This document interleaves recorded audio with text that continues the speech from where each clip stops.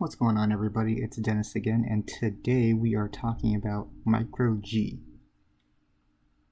Now, for some of you guys have probably been following me around since last year, but back in February of this year, I pretty much made an announcement that MicroG is gone, RIP MicroG, and all that good stuff. Basically, what happened back then is that MicroG didn't pass SafetyNet, and it hasn't passed SafetyNet for a while. And that's a requirement for playing Pokemon Go. Now fast forward to today, and lo and behold, MicroG is passing SafetyNet again. Now, quick intro for the guys that don't know what MicroG is. It's basically a Google Play Services alternative. Think of it as having an Android that's not tied to Google. Now, why is this great? Well, it's great because all those hassles that you have with Google Play Services, even if you have a system app, or even if you have your spoofing app converted into a system app, every now and then you still have to clear the cache and storage for Google Play Services, or else you can't maintain a mock location. That's not a problem with MicroG. You can pretty much just go on about your day and keep spoofing. It's pretty much the perfect trap phone setup since you're not tied to Google or anything like that. Okay, so just to prove to you guys that I don't have anything related to Google Play Services on here, here's my list of apps. Not much going on here at all. Sorry. Let's go into settings. Then you can see all the system apps I have installed. Okay, I might as well show system. Oh, let me go back to the top,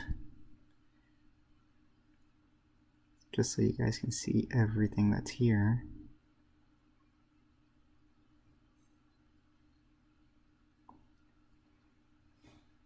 Now all this is all Android services, it's not Google services.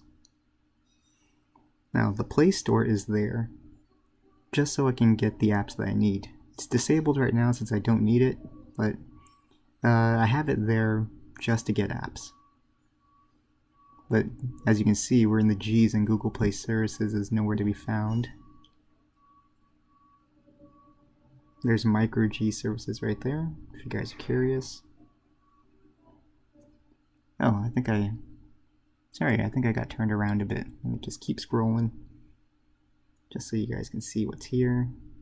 There's Pokemon Go, Setup Wizard.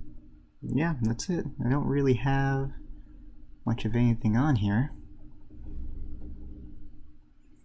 Now the downside of using MicroG to play Pokemon Go is your choice of joysticks. MicroG runs off of an older Maps API. I believe it runs off of Maps API version 1, and most joysticks use Maps API version 2. And the only spoofing app that works on the older API is GPS Joystick by the App Ninjas. This also means no root style apps don't work, but if you're a guy that's using MicroG, I'm assuming that you already have a custom recovery installed, or you have root access. And at that point, you already know what you're doing when it comes to spoofing. Alright, let's go ahead and get everything opened up. This looks like Pier 39, so I'll just go ahead and stay there.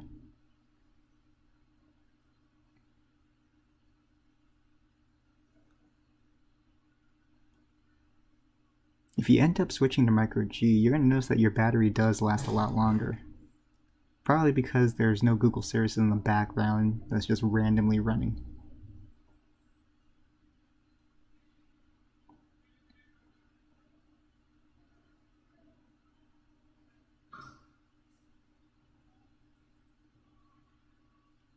Okay.